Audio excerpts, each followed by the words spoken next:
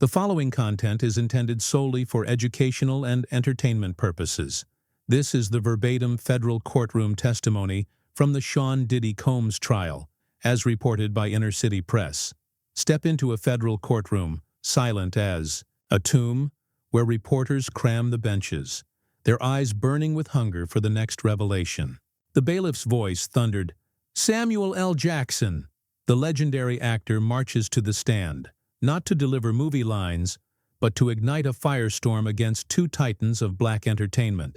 Sean Diddy Combs, on trial for an alleged criminal empire of sex trafficking and intimidation, and Steve Harvey, the comedian mogul accused of cloaking the scheme in silence.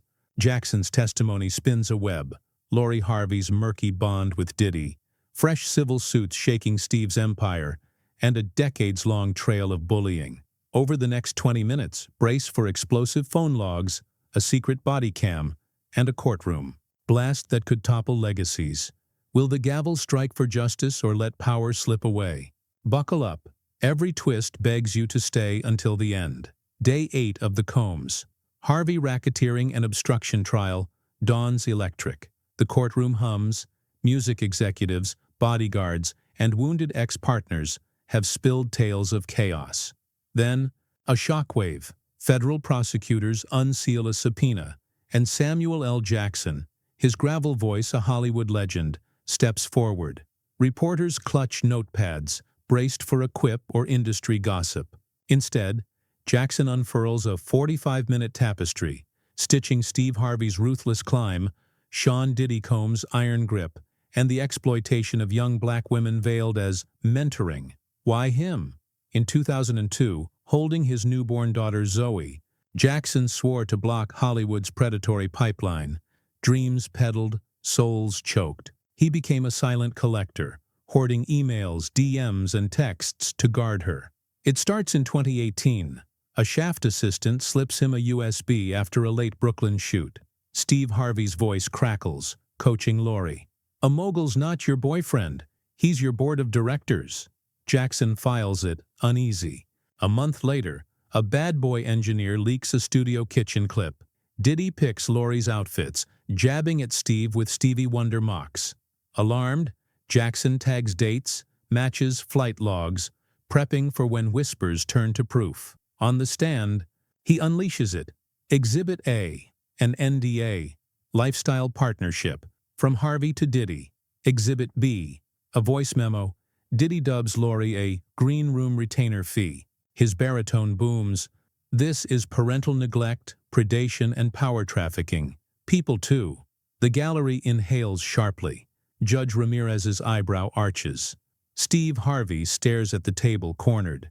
Diddy's fists clench, eyes darting to exits. A storm brews. Hold on for the ride. Defense attorney Wickham lunges, venom dripping.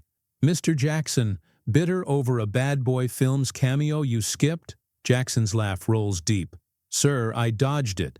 They scripted me to slap a 21-year-old intern, then took it live." Jurors smirk.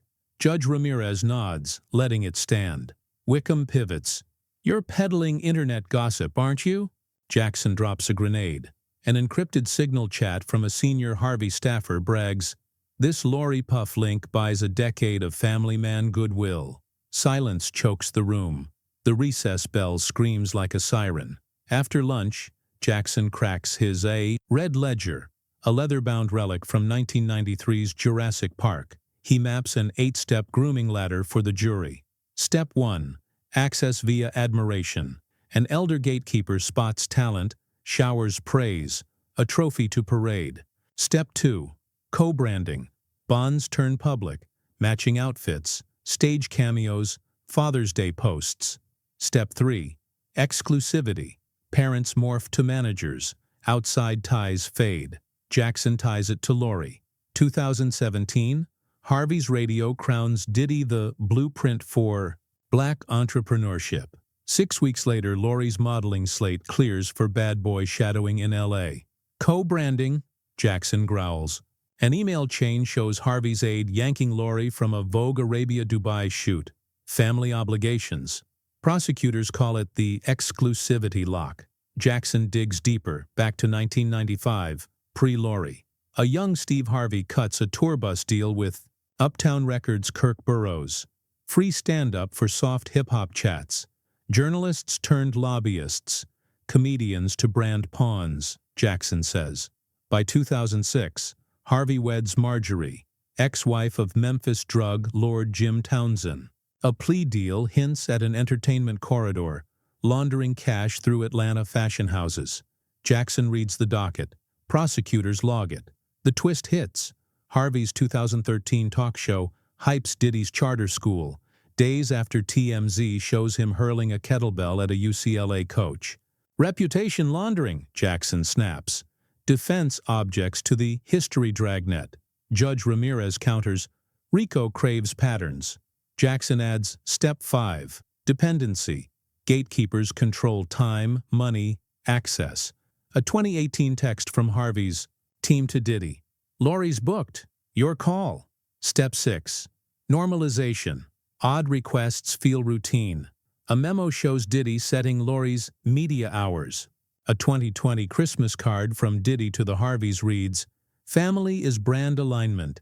Keep investing. Jackson shuts it. Eyes the jury. Step 8.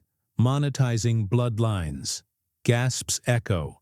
The stenographer scrambles paper. Shaken. Lights dim. A screen drops, and Jackson narrates a 15-year whistleblower montage, each clip a dagger. Clip 1.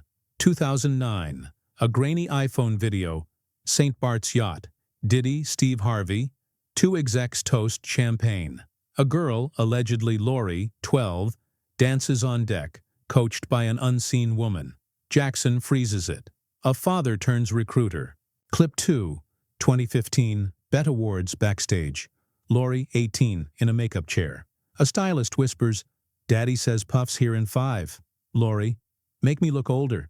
Jackson notes the forced maturity. Clip 3, March 2019, Soho penthouse. Shirtless Diddy orders a chef to plate oysters sexy for Lori to eat off his chain. She laughs. Unc, you wild. The chef mutters to the camera, This is messed up, DMing Jackson after a UNCF speech on guarding daughters. A sworn affidavit seals it. It's logged. Clip 4, 2021, Harvey's Zoom for a motivational tour. Thinking, it's off, he quips. No sermon without tithes. No gap between church plate and a revolt deal. Boasting Diddy wired cash to Lori's LLC. Jackson pauses. Grooming's transactional core. Clip 5, 2017, a club video. Diddy hands Lori a drink, murmuring, Stay close, kid. Big moves. Jackson calls it Step 7, Loyalty Binding. Clip 6, 2020, a yacht deck. Harvey laughs as Diddy poses with Lori. A caption later reads, Family goals. Jackson growls, Brand over blood. Lights rise. Jurors shun the defense table. Diddy scribbles furiously. Harvey mops sweat. Prosecutors rest the visuals. A forensics expert swears, Clips from distinct devices. No edits. Metadata's clean. Jackson lands a dagger. Zoe Jackson's sealed statement. Read aloud, Dad's vigilance saved me from that pipeline. Defense cries tampering. The expert buries it. Judge Ramirez admits all. Jackson steps down, the room shrinks, walls whispering secrets. Outside, chants boom. Protect black daughters. Harvey's team begs a recess. Whispers swirl. Two celebrity fathers nudge prosecutors, fearing their girls' names next. A twist emerges. A 2022 email from Diddy's aide. Lori's our bridge. Keep Steve sweet. The heat spikes. Don't look away. A cart rumbles in. Vista aviation boxes. 27 flight manifests. 13 years of shadows. Jackson, glasses glinting, rips the celebrity vacation defense apart. He opens. 2010, Gulfstream 4, Van Nuys to Nassau. July 13th, passengers, Sean Combs, Marjorie Harvey, Lori Harvey, 17. Gasps ripple. A juror mouths, 17. Jackson presses, 2012, Steve's Foundation funds an Anguilla trip. The same tail number hits Diddy's 2014 tour rider, Lori aboard with bad boy crew, and a freak-off stylist. Breadcrumbs, Jackson says. Villas, floating parties, candlelit Tulum nights. A 2015 manifest ties a Miami hop to Diddy's yacht. Lori's there, no Harveys in sight. Jackson pairs it with a 2016 Instagram. Lori in a gown, Diddy's arm around her, Steve's like below. Step 4. Visibility. Clout on parade, he notes. A 2017 flight, Lori, 20, to Paris with Diddy's circle. A creative summit, per a leaked memo, screams control. A 2018 Ibiza run, Lori, 21, with Diddy's mentor team, lists image sessions. Step 5. Dependency tightens, Jackson says. A 2019 manifest. A Vegas dash, Lori and Diddy, tied to a bad boy gala. A text from Harvey's aide. She's on per your nod. Jackson growls. Power shapes her path. A 2020 red-eye, LA to Vegas, Lori aboard, aligns with Harvey's family values special. Brand in motion, he says. A 2021 flight, Diddy, Lori to the Bahamas, ties to a bad boy event. A text reads, keep her on brand. A 2023 manifest stings. Diddy, Lori to a Cayman strip, days after a civil suit, names both for intimidation. Power flies private, Jackson snaps, slamming the ledger. Jurors lean in. A reporter's pen clatters. Defense flounders. Judge Ramirez peers sharp. Outside. Protect black daughters, roars. Harvey's team huddles, frantic. Rumors fly.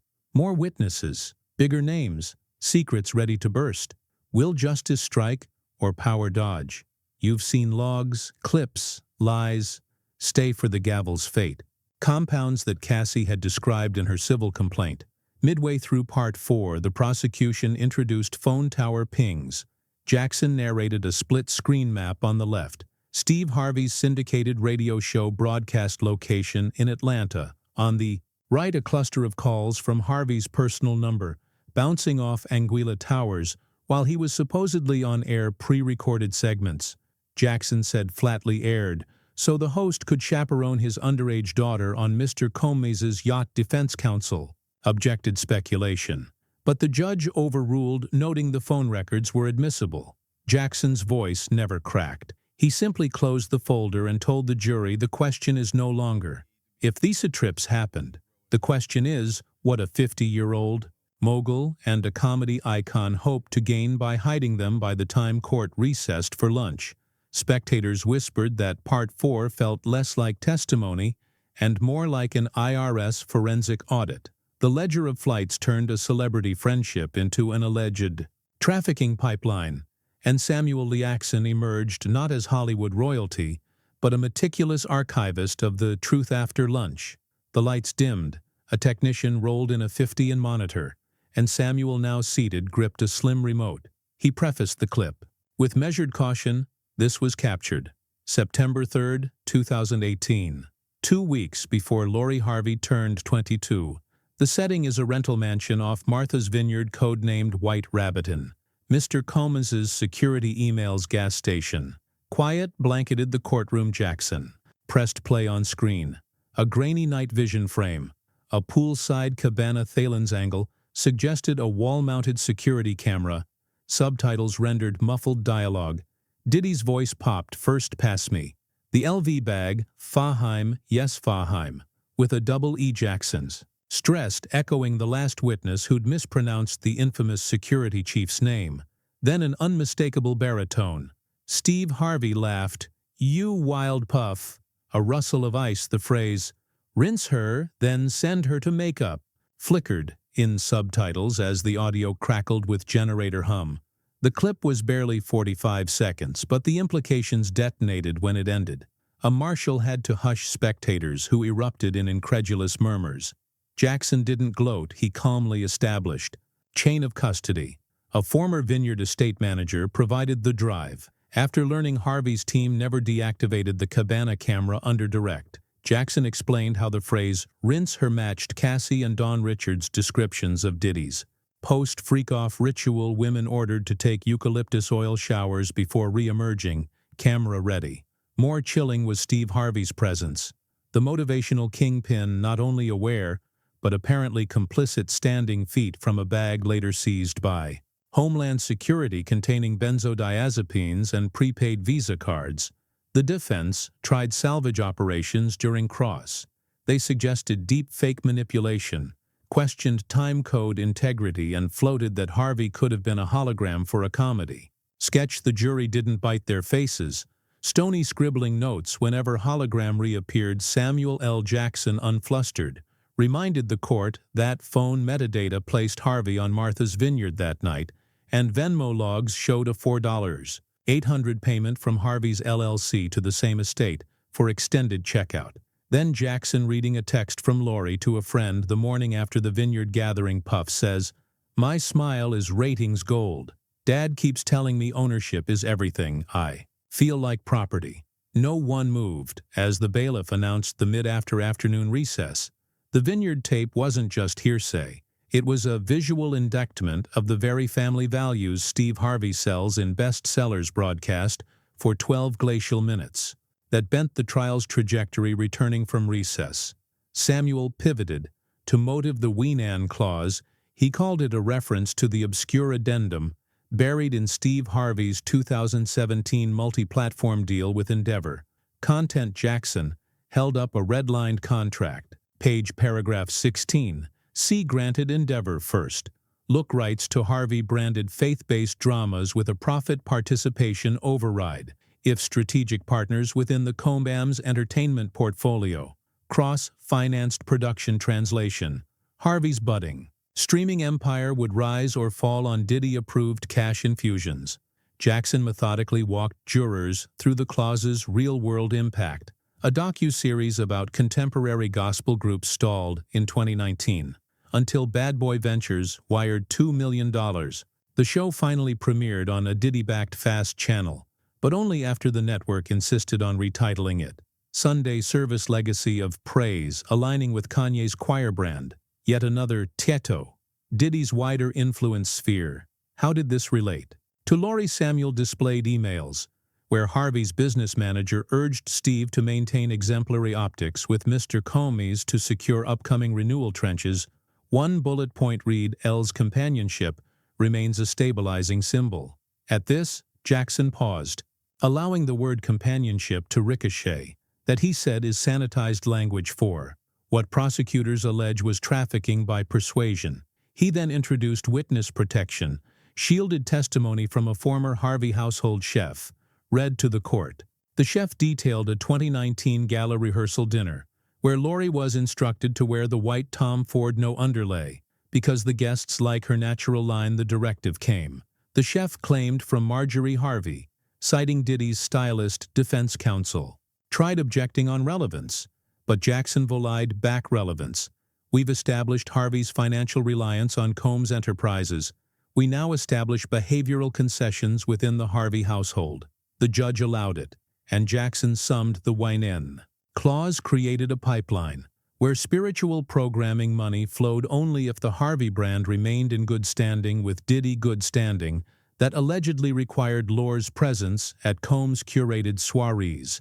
Closing part 6. Samuel re-entered on parenting. He referenced Steve Harvey's viral clip-telling fathers to protect your daughter's gate, juxtaposed against contract evidence that commodified his own daughter's presence. The gate Jackson owned was rented by the hour, Your Honor, and the landlord was seated right there at the defendant's table. A collective inhale swept through the gallery as he gathered his binders, the murmur of whispered wow, following him back to counsel table. The day adjourned with reporters racing to file headlines. Samuel L. Jackson links faith deal to alleged pipeline. Parts 4 to 6 had obliterated the idea this was merely celebrity gossip. It was starting to read like a corporate spiritual Ponzi scheme, one built on private jet ledgers, hidden cameras, and a clause named after gospel royalty. And Samuel L. Jackson, courtroom storyteller par excellence, had just thrust its engine into full view. The hush that followed Jackson's direct testimony doesn't last long. Brian Steele, Diddy's lead attorney, strides to the lectern with the swagger of a man who's convinced flash will outshine fact. He opens by attacking the messenger. Mr. Jackson, you've spent decades playing larger-than-life heroes Isn't it true? You're just acting today. Samuel folds his arms and answers in that trademark baritone, Sir, there are no retakes in a federal courtroom steel. Presents photos of industry galas where Jackson and Combs once posed side by side. You drank his champagne, walked his red carpets. Now you call him a predator. Jackson doesn't flinch. He concedes they moved in the same circles but distinguishes civility from complicity. I was there to promote a movie. I wasn't backstage coaching him on how to treat young women. Then the cross veers toward Steve Harvey. Steele tries to paint the parenting comments as gossip. Not evidence, isn't it true? Mr. Jackson, you never met Lori Harvey in a private setting. Samuel nods true. That's why Iblamed, her father, not her gasps, ripple through the gallery. The sound is less scandalous. Then the candor. The defense's trump card is a purported email chain, in which Harvey thanks Jackson for guidance about Hollywood families. Steele hopes to imply that Jackson weaponized private advice only after the Diddy scandal erupted. But the emails lack context and Samuel seizes the opening. Exactly, I coached Steve on setting boundaries. Boundaries he ignored just like your client. Judge Morales sustains most of the defense's form objections, yet allows the larger themes to stand when Steele finishes. Jackson straightens, looks at the jury and utters a line that hangs in the air. I'm not here because of rumors, I'm here because silence got too damn loud. Even the court reporter pauses a beat before resuming her stenotype, as though she too feels the weight of it. Assistant U.S. Attorney Ramirez calls her next exhibit a mislabeled DAT cassette, pulled from an abandoned storage unit once rented by a bad boy employee. The courtroom lights dim. A hush falls over tiny speakers. A voice, unmistakably Samuel's, asks, Puff, why you got teenagers in here? Another voice, lower, muffled, but clearly Diddy's, laughs. They're grown enough for what I need. There's background chatter, glasses clinking, what sounds like music. Abruptly silenced when the tape cuts, Ramirez asks Jackson to confirm authenticity. He nods, explaining the tape was recorded in 2003 at a Midtown, after hours space nicknamed Studio 23. He'd carried a pocket recorder after witnessing escalating excess. I thought if anything ever went sideways, proof would matter, he tells the jury. But for years I locked it away because nobody wanted to hear the ugly soundtrack behind the shiny videos. Defense leaps up, demanding exclusion. Chain of custody, spoliation, anything. Judge Morales overrules the jury. May weigh credibility. Jackson then drops a stunner. The voice of a teenage male laughing on that tape belonged to Justin Combs that night. I realized the cycle was generational, he says, and Steve Harvey was about to feed his daughter into the same machine. The prosecution uses the recording to build a pattern. Diddy cultivates younger companions, normalizes boundary-free partying, then relies on silence purchased with perks. Jackson testifies that in the limo afterward, Puff bragged, Hollywood dads bring me gifts. I make those gifts sparkle. The quote jolts the gallery, especially because earlier evidence showed a Cartier bracelet sent from Diddy to Lori around that time frame. As the tape clicks off, jurors exchange sidelong looks. The glamorous facade of the music mogul is gone. In its place remains the grainy hiss of predation, captured on magnetic tape, a relic damning precisely because no one intended it for release with the recording admitted. The prosecution pivots to damages, social psychological. Generational. Jackson testifies that after he publicly criticized Harvey's parenting industry, gatekeepers tried to ice him out. Stalled scripts, unreturned calls, charity galas where his invite vanished last minute. That's the price of telling truth. In a town that sells fantasy, he growls, eyes locked on the jury. He recounts a 2021 backstage run-in with Steve Harvey at a charity golf event. Harvey allegedly said, Brother, you cost me sponsors. Jackson responded, No, you cost yourself a daughter's trust. The jury scribble, 7. The judge's expression softens into something like alarm. Finally ripping. The bandage. Jackson references an encrypted text forwarded to him days earlier on. The courtroom monitor appears. A screenshot. Diddy to Harvey Sams on the warpath. Remind your girl, NDAs matter. The gallery erupts. Morales gavels for order. The defense objects, but the judge, having verified metadata in camera, allows limited discussion. Ramirez uses it to argue consciousness of guilt. Not only did Diddy fear exposure, he enlisted Harvey to enforce silence. Jackson's testimony concludes with a direct appeal. I can't undo what these men did, but I can make sure it ain't hidden behind ratings or royalties again.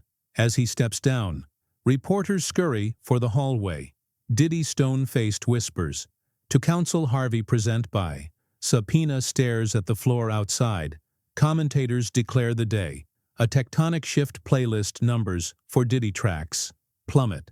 Advertisers quietly pull ad buys from Harvey-branded properties. Meanwhile, social media erupts in hashtags listen to Sam protect black daughters. Silence is over inside the courthouse. The jury isn't sequestered, but leaves flanked by marshals' eyes. Wide clutching notepads laden with quotes that will shape deliberations tomorrow. The government calls financial forensics experts to follow the money trail. Yet everyone knows the real currency has already changed hands. The raw credibility of an elder statesman, unafraid to torch decades-old friendships in the name of accountability.